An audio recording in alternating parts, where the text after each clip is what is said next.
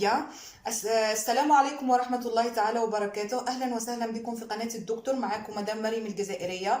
النهاردة هشرح لكم أو أكمل شرح المحاضرة السابقة اللي كنت شرحت فيها استعمالات أو استخدامات الماضي المركب. محاضرة النهاردة هتكون على أول زمن من أزمنة الماضي واللي هو le passé composé، الماضي المركب. وهقسم برضو الدرس ده لجزئين، جزء أول وجزء تاني، فلذلك تابعوني في الفيديو القادم كذلك لأنه الدرس مش هيخلص في الفيديو ده إن شاء الله. نبدأ بقى مع بعض. le passé composé، الماضي المركب. الماضي المركب اللي هو هنعرف يعني إيه ماضي مركب. ماضي مفهومة، زمن من أزمنة الماضي، في زمن الماضي. مركب يعني إنه هو يتكون من كلمتين فما فوق. إحنا عارفين إنه يوجد نوعين من الأزمنة. أولاً les temps simples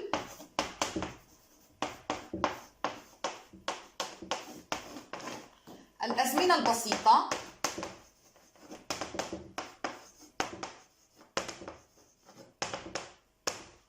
وهي الأزمنة التي تتكون من كلمة واحدة فقط، وهو ده الفرق بين الأزمنة البسيطة والأزمنة المركبة. example، مثال عن الزمن البسيط، مثلا je mange، je mange. mange كلمة واحدة اللي جت على شكل verb، فعل، بس هي كلمة واحدة، يعني كلمة واحدة فقط. ده بالنسبة لتون سامبل. من بين الأزمنة اللي بتكون من الأزمنة البسيطة ناخد عندنا واحد صغير، le présent simple. كمان le passé simple، le futur simple, l'imparfait.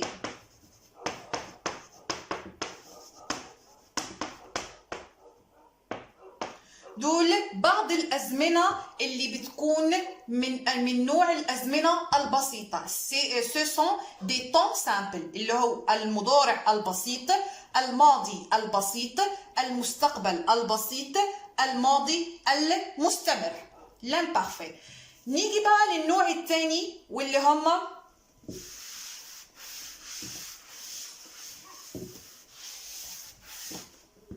اثنين، les temps composés.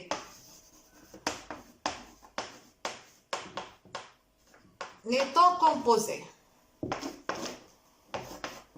الأزمنة المركبة. ما هي الأزمنة المركبة؟ هي الأزمنة المتكونة أو التي تتكون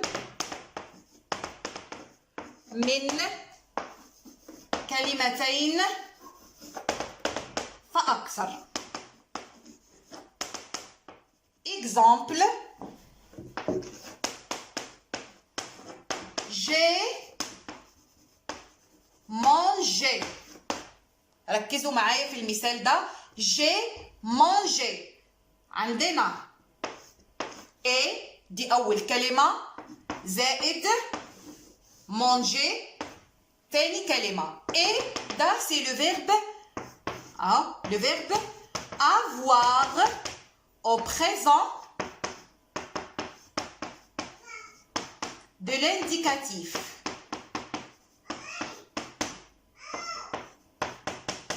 يعني ايه؟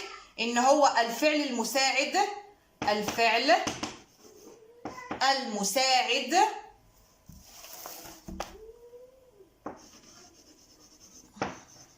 avoir مصرف في المضارع الدلالي ده بالنسبة ل c'est le verbe أو bien c'est l'auxiliaire avoir conjugué au présent de l'indicatif. زائد manger manger اللي هو participe passé. صيغة اسم المفعول. صيغة اسم المفعول. وبهنا يتضح لنا انه الكلمة دي مكونة من كلمتين et plus manger. يبقى ده زمن مركب، هو نوع من الأزمنة المركبة. ناخد دلوقتي أمثلة عن الأزمنة المركبة واللي من بينها أول زمن واللي هناخده النهارده أهو passé composé. ده زمن مركب لأنه يتكون من كلمتين plus que parfait. Futur antérieur. Passé antérieur. etc. عندنا passé composé الماضي المركب plus que parfait الماضي التام futur antérieur المستقبل الأسبق passé antérieur الماضي الأسبق. دي أزمنة مركبة. ليه؟ لأنها تتكون من كلمتين فما فوق، وبالتالي يتضح الفرق بين الأزمنة البسيطة والأزمنة المركبة. الأزمنة البسيطة هي التي يتكون فيها من كلمة واحدة فقط، إنما الأزمنة المركبة تتكون من كلمتين فما فوق. ده علشان أول نقطة نميز فيها بين الأزمنة البسيطة والأزمنة المركبة ونفهم يعني إيه ماضي مركب. نيجي لأول نقطة مهمة في الدرس ده وهي تكوين الماضي المركب. واحد la composition. La composition du passé composé.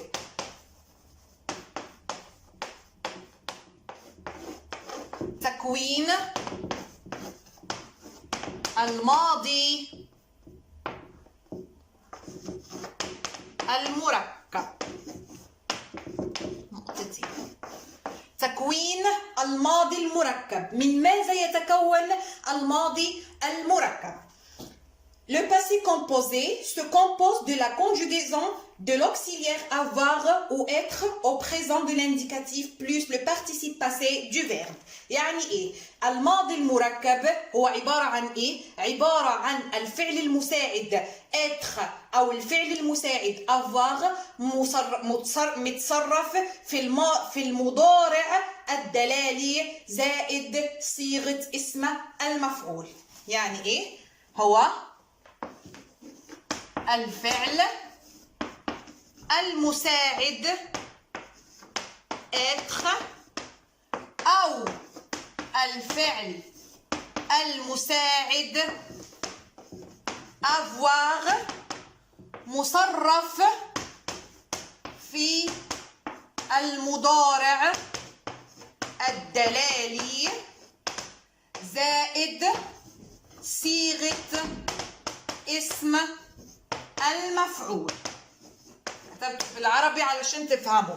Le passé composé, c'est l'auxiliaire être ou bien l'auxiliaire avoir conjugué au présent de l'indicatif plus le participe passé. هو الفعل المساعد être أو الفعل المساعد avoir مصرف في المضارع الدلالي زائد صيغة اسم المفعول. ده بالنسبة لتكوين الماضي المركب علشان يتضح لنا تكوين الماضي المركب. نيجي للنقطة الثانية واللي هي المهمة، طريقة تصريف الفعل المساعد être والفعل المساعد avoir au présent de l'indicatif. 2 طريقة تصريف الفعل المساعد être والفعل المساعد avoir au présent de l'indicatif.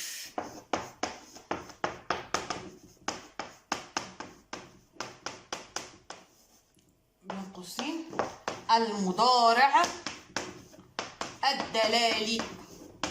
هنتعرف على طريقة تصريف l'auxiliaire être et l'auxiliaire avoir au présent de l'indicatif. هنبدأ مع l'auxiliaire être. Être au présent de l'indicatif. Être. Je suis. Tu es. ES. Il ou bien elle est. EST. Nous sommes. Vous êtes. Il avec S ou bien elle avec S sont. C'est l'auxiliaire être au présent de l'indicatif avec tous les pronoms personnels. Je suis, tu es, il ou elle est, nous sommes, vous êtes, il ou elle avec S sont. Da l'auxiliaire être. نيجي لطريقة تصريف avoir. Avoir au présent de l'indicatif. J'ai AI. Tu as AS. Il ou elle a. Nous avons. Vous avez. Il avec S ou bien elle avec S. On. O-N-I-T. C'est l'auxiliaire avoir au présent de l'indicatif avec tous les pronoms personnels. J'ai, AI. هنا حطيت apostrophe ليه؟ لأنه يوجد deux voyelles. هو في الأساس كان جو بالأ ولأنه بالتقاء الحرفين المتحركين les deux voyelles. Donc on met le premier voyelle et on ajoute l'apostrophe. J'ai. J'ai, AI, tu as, il ou elle a, nous avons, vous avez, il ou elle avec S, on. ده بالنسبة لطريقة تصريف être و avoir في المضارع الدلالي. ننتقل للنقطة الثالثة واللي هي دي النقطة المهمة جدا. النقطة الثالثة واللي هي هنتعرف عن الأفعال التي تصرف مع الفعل المساعد être والأفعال التي تصرف مع الفعل المساعد avoir.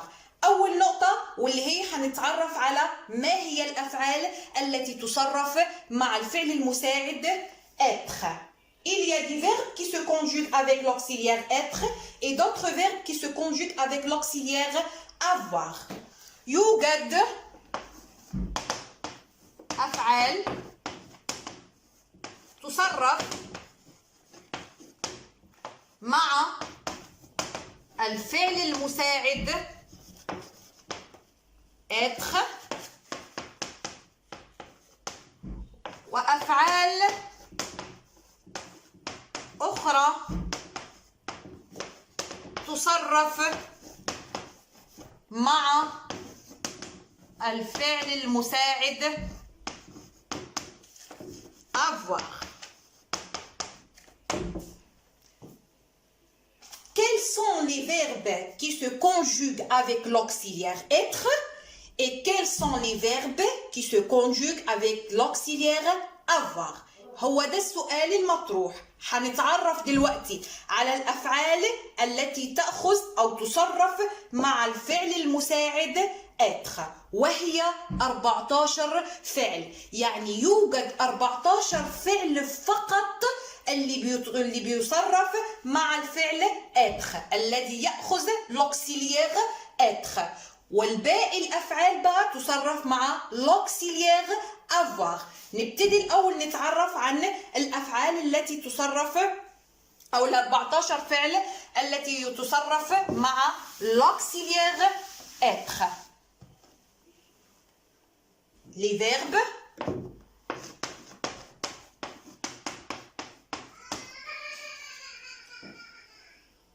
Les verbes conjugués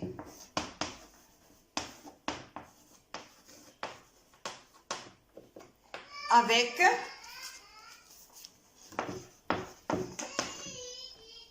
l'auxiliaire être sont. هيا نبدأ بأول فعل. أول فعل aller. aller ده بيأخذ l'auxiliaire être. venir. venir يأتي كذلك يصرف مع être. monter. monter. descendre.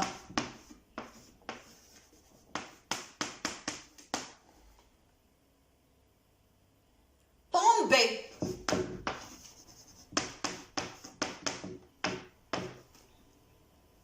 rester. entrer.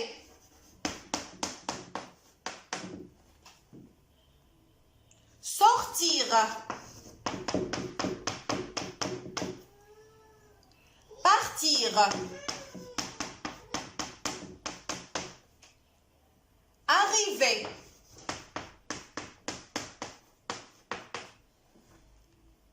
passer. retourner.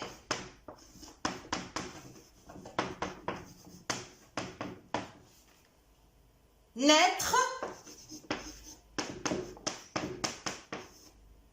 naître et mourir. mourir. Donc, les verbes qui se conjuguent avec l'auxiliaire être, ce sont aller, venir, monter, descendre, tomber, rester, entrer, sortir, partir, arriver, passer, retourner, naître et mourir. Ce sont les 14 verbes qui se conjuguent avec l'auxiliaire être. يعني ال 14 فعل دول فقط الذين يصرفون مع الفعل المساعد être. دي بالنسبة للأفعال اللي تصرف مع être. في أفعال تانية برضو بتصرف مع être وهي الأفعال الضميرية. Les verbes pronominaux. Les verbes pronominaux. في برضو الأفعال الضميرية أو ذات الضميرين وهي les verbes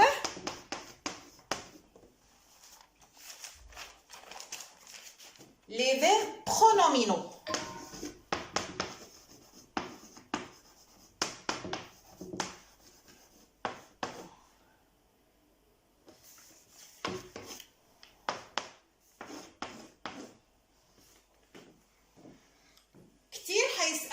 يعني ايه فعل ضميري او فعل ذو ضميرين. les verbes pronominaux ou bien le verbe pronominal. c'est quoi un verbe pronominal؟ فعل ضميري يعني انه هو مسبوق بالضمير se انه الفعل يكون مسبوق بالضمير se. اكزامبل، اديكم امثله عن الافعال الضميريه علشان نوضحها. مثلا لو فيرب se lever، ينهض. se lever، بصوا معايا الفعل مسبوق بالضمير se. ما دام الفعل مسبوق بضمير se فهو فعل ضميري، يعني ذو ضميرين. c'est un verbe pronominal. exemple aussi se promener. se promener يتنزه، كذلك c'est un verbe pronominal. s'arrêter.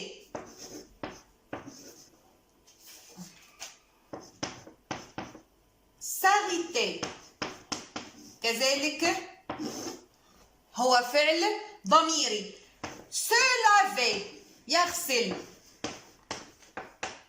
etc. يوجد العديد من الافعال الضميريه. المهم علشان نعرف ما هو الفعل الضميري، هو الفعل الذي يسبق بالضمير se. هو او هي الافعال المسبوقه بالضمير se. Les verbes pronominaux, ce sont les verbes qui accompagnent avec le pronom se. هي المرافقة للضمير se أو المسبوقة بالضمير se. Exemple, se lever, se promener, s'arrêter, se laver, etc. يبقى لو لقينا فعل من الأفعال 14 السابقة فهي هتاخد أو تصرف مع l'auxiliaire être. لو لقينا فعل ضميري كذلك بيصرف مع الفعل être. الدرس يا جماعة مش خلص هنا، هنكتفي النهاردة بالنقاط دي علشان تفهموا أكتر، والفيديو القادم إن شاء الله هنكمل فيه الدرس وهناخد أمثلة عن التصريف الافعال مع être و avoir. نكمل كذلك نقطه التبعيه بالنسبه للوكسيليير être، ونتعرف على الافعال اللي بتتصرف مع avoir. اتمنى انه يكون الفيديو عجبكم. لو عجبكم الفيديو اعملوا سبسكرايب للقناه واشتركوا فيها، واعملوا لايك وشير للفيديو، وشكرا.